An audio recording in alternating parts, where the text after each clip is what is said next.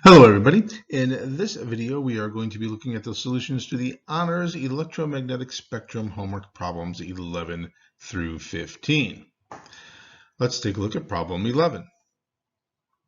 A hydrogen atom in a galaxy moving with a speed of 6.55 times 10 to the 6 meters per second away from Earth emits light with a frequency of 6.16 times 10 to the 14th hertz. What frequency of light from that hydrogen atom would be observed by an astronomer on Earth? First things first, the key word here is away. The galaxy, as most galaxies do, is moving away from the Earth. And because we are working with frequency in this problem, I know that in the frequency form of the equation, if the objects are moving away from each other, then the relative velocity between them is going to be negative. If they are moving toward each other, then the relative velocity between them is going to be positive. So in this case, they're moving away. That means my velocity is going to be negative. And that velocity is going to be negative 6.55 times 10 to the 6 meters per second. The frequency emitted by the source is 6.16 times 10 to the 14th hertz. My speed of light, as always, is 3.00 times 10 to the 8th meters per second, and I need to find the observed frequency. So I'm going to use the frequency form of my Doppler equation for electromagnetic waves. I'm already solved for my unknown, so I don't need to do any rearranging here. You're welcome. When I plug my known values into this equation, I have my source frequency, the relative velocity between the source and the observer, and the speed of light. I'm going to end up with an observed frequency of 6.03 times 10 to the 14th hertz. Problem 12. A light source generates light with a frequency of 5.45 times 10 to the 12th hertz. What is the observed frequency of this light if the observer is moving away from the source at 2.60 times 10 to the 6th meters per second? So once again, the key word in this problem is away, and because it is away and I am dealing with frequency, I know that the relative velocity between the source and the observer is going to be negative. So my source frequency is going to be 5.45 times 10 to the 12th hertz. The relative velocity between the source and the observer is going to be negative 2.60 times 10 to the 4th meters per second. My speed of light is, as always, 3.00 times 10 to the 8th meters per second. And I am looking for the observed frequency. I'm going to use the frequency form of my Doppler equation for electromagnetic waves again. And once again, we are already solved for our unknown, so there is no rearranging necessary. I'm getting soft in my old age. I hate that. So I simply have to plug my known values. Just one quick note, notice that we do have the negative sign here because the galaxy and the light source rather, and the observer are moving away from each other. When I plug my known values into this equation, I am going to have an observed frequency of 5.40 times 10 to the 12th hertz. Problem 13. A hydrogen atom in a galaxy moving with a speed of 6.55 times 10 to the 6 meters per second away from the Earth emits light with a wavelength of 486 nanometers. What wavelength would be observed on Earth from that hydrogen atom? Now we are dealing with wavelength. So because the astronomer and the galaxy are moving away from each other, the relative velocity between the two is now going to be positive because when we use the wavelength form of the equation, our signs are the opposite of what we had when we had the frequency form of the equation. So now away is positive, toward is negative. So my velocity is going to be 6.55 times 10 to the 6 meters per second, and that's going to be positive. My source frequency is 4.86 times 10 to the 7th, or 10 to the minus 7th meters. My speed of light is 3.00 times 10 to the 8th meters per second, and I am looking for the observed wavelength. So when I use the wavelength form of my equation. I have the observed wavelength minus the source wavelength equals the relative velocity divided by the speed of light times the source wavelength. I need to solve for the observed wavelength. So in order to solve for the observed wavelength, I simply need to add the source wavelength to both sides. And when I do that, I'm going to have this equation. Now I can simplify this down by factoring the source wavelength out from here, and when I factor both of these out from there, I'm going to have the source wavelength times 1 plus the velocity divided by the speed of light.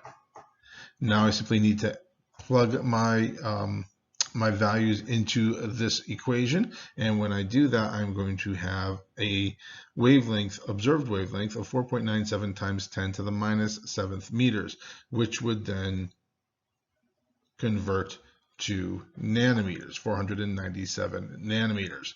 One quick note, in this problem, I did convert my source wavelength to meters, and then at the end, I went from nanometers to meters. But then at the end, I had to go from meters back to nanometers. I could have just left that in nanometers and I would have gotten nanometers out of this equation. That's perfectly legitimate. I know sometimes people like to always do the conversions because they're playing it safe. They don't know when it's okay to convert or not convert.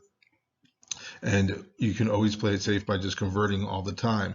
But if we look at this equation, on the bottom, once I plug all my values into here, I have my length for the wavelength, then I have my speed units for velocities. These are going to end up canceling out. So the only unit I'm going to have left here is my length unit. And it doesn't matter if it's meters or nanometers. Whatever length unit I put into the equation is what I'm going to get out of the equation. So I could have easily just kept this in nanometers and gotten nanometers out and saved myself a couple of steps.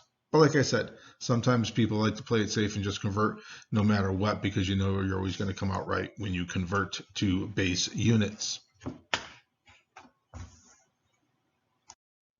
Problem 10. An astronomer is looking at the spectrum of a galaxy and finds that it has an oxygen spectral line of 525 nanometers, while the laboratory value is measured at 513 nanometers. Calculate how fast a galaxy would be moving relative to the Earth. Explain whether the galaxy is moving toward or away from the Earth and how you know. All right, this one can be a little bit tricky, so let's just kind of break it down and look at it step by step. I know that the observed wavelength is going to be 525 nanometers. Right, that's what the astronomer sees when he looks through his telescope. So that's my observed wavelength. And the laboratory value measured at 513 nanometers. So we can call that the actual wavelength emitted by the source. So I have my observed wavelength and my source wavelength. Of course, I always know the speed of light is 3.00 times 10 to the 8th meters per second, and I know that I am looking for the velocity, but I also need to know whether it is moving toward the Earth or away from the Earth.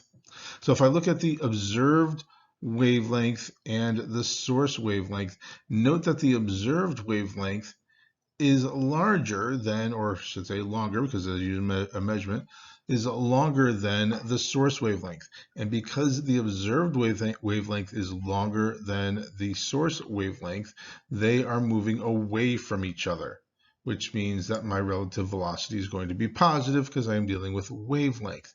So I know that the astronomer and the galaxy that this oxygen emission is coming from are moving away from each other.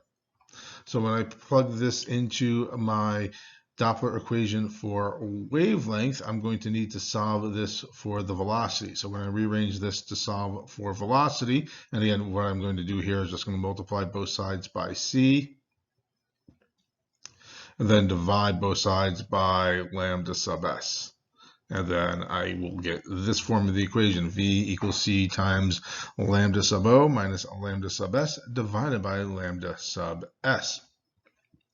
I plug all of my values into this equation, and note that I am converting everything to meters, but as I said in the previous video from yesterday, you don't necessarily need to do that, because if you look at what's going on with your dimensional analysis here, all of my units for length are going to cancel each other out, and I'm just going to be left with this unit for speed, which is what I want since I'm looking for velocity. So it doesn't matter what my unit for length is in these problems, just as long as you know that they cancel out. And when I do all of that math, I am going to end up with a velocity of 7.02 times 10 to the 6th meters per second. Problem 15. How fast is a galaxy moving relative to Earth if light from hydrogen spectrum of 486 nanometers is redshifted to 491 nanometers?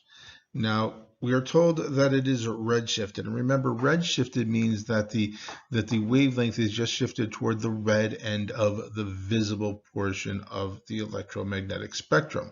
Remember, that visible portion of the electromagnetic spectrum is a very, very thin band that goes from about 400 nanometers on the blue and violet side all the way up to about 700 nanometers, which is on the red end of the spectrum.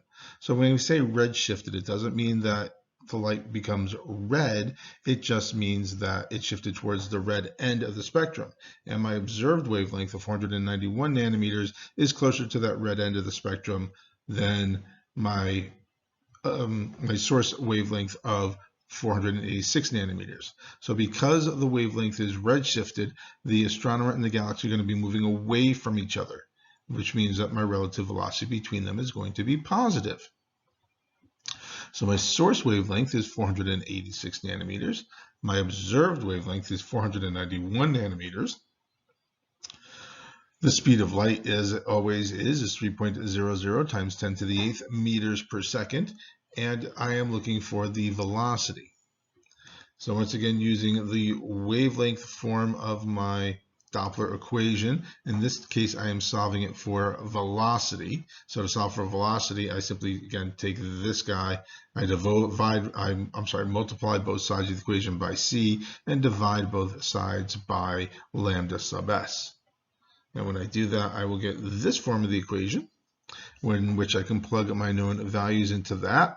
And when I do that, I'm going to have a speed of 3.09 times 10 to the 6th meters per second.